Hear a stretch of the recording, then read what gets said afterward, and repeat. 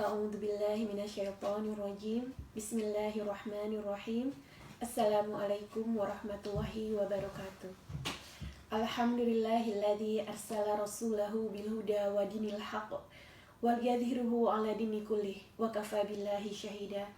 Asyhadu an la ilaha illallah wa asyhadu anna Muhammadan abduhu wa rasuluh. Allahumma sholli ala Muhammad wa ala ali Muhammad wa sahbihi ajmain.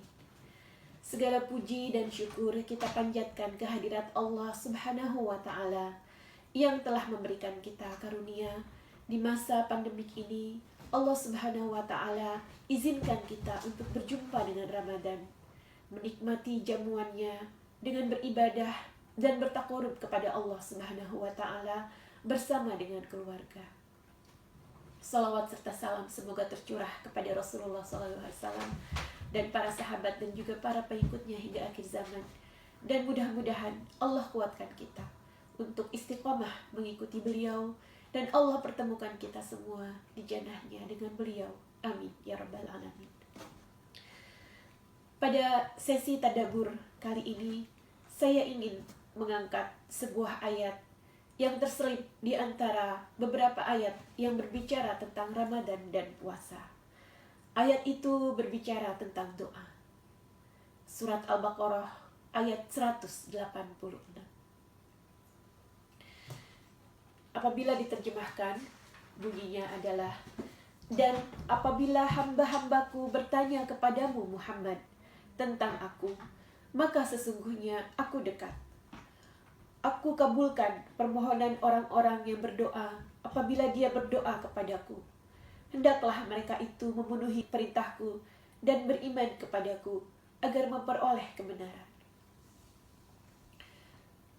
Ayat ini mengingatkan kita kembali tentang Allah Subhanahu wa Ta'ala yang Dia sangat-sangat dekat.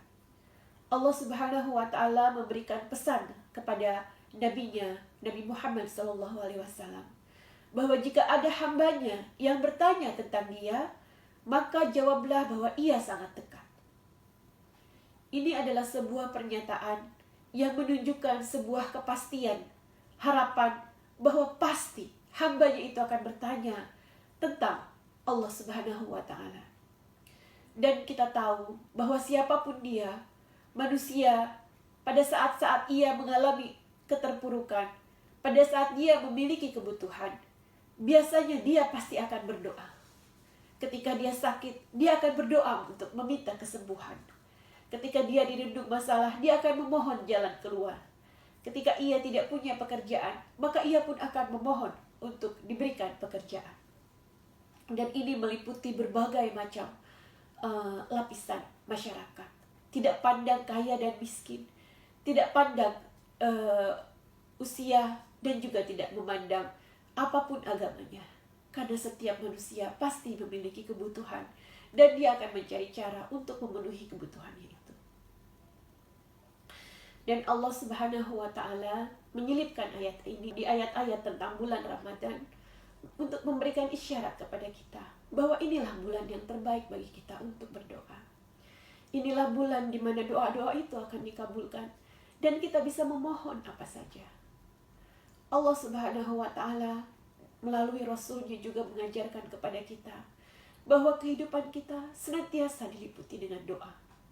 Bangun tidur, kita berdoa. Mau makan, berdoa. Ke toilet, ada doanya. Bercermin, kita baca doa. Dan dari ayat ini kita tahu bahwa setiap kali kita membaca doa-doa itu, Allah menjawabnya. Ketika kita keluar rumah dan kita katakan, Bismillahi tawakkalna 'alallah, la haula wala quwata illa billah, maka Allah pun akan menjawabnya dengan perlindungan dan penjagaan. Inilah yang sebenarnya menjadi ruh atau inti dari ibadah-ibadah kita, doa. Dan salah satu doa istimewa yang diajarkan Allah Subhanahu wa Ta'ala melalui kitabnya Al-Quran adalah doa yang ada pada surat Al-Baqarah ayat 201-202. A'udzubillahi minasyaitonirrajim. Dan di antara mereka ada yang berdoa, Ya Tuhan kami, berilah kami kebaikan di dunia dan kebaikan di akhirat, dan lindungilah kami dari azab neraka. Mereka itulah yang memperoleh bagian dari apa yang telah mereka kerjakan, dan Allah Maha cepat perhitungannya. Doa apakah yang dimaksud? Betul. Rabbana atina fid dunya hasanah wa fil akhirati hasanah wa qina azabannar. Inilah doa sapu jagat yang sering dibaca oleh manusia, oleh umat Islam. Dan juga ketika kita pergi berhaji, inilah doa yang dibaca ketika kita sedang bertawaf. Allah Subhanahu wa Ta'ala mengajarkan doa istimewa ini kepada kita semua. Apa makna di balik doa ini? Yang pertama, doa ini diawali dengan kata Rabbana. Sebagaimana kita tahu, Tauhid Rububiyah mengajarkan kepada kita tentang makna Rabb. Bahwa Rabb adalah zat yang melindungi, yang menjaga, yang mengasihi, yang memelihara, yang mendidik, yang melakukan apa saja bagi ciptaannya. Ia juga yang menciptakan kita semua. Ketika kita mengatakan Rabbana, maka di situ ada permohonan-permohonan yang kita panjatkan kepada Allah Subhanahu wa Ta'ala. Lindungi kami, jaga kami, didik kami, peliharalah kami, sayangi kami, dan segala macam yang hanya dipenuhi oleh zat yang menjadi Rabb kita semua, yaitu Allah Subhanahu wa Ta'ala. Lalu kemudian kita memohon kebaikan yang ada di dunia, meliputi segala macam kebaikan yang ada.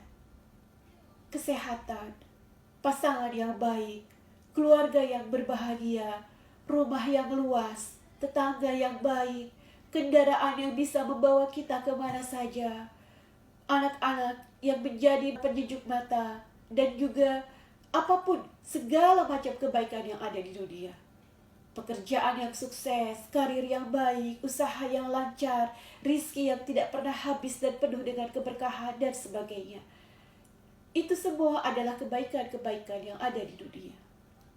Akan tetapi seorang muslim tidak cukup hanya berbicara tentang kebahagiaan yang ada di dunia. Dia pun memohon untuk kebahagiaan yang ada di akhirat.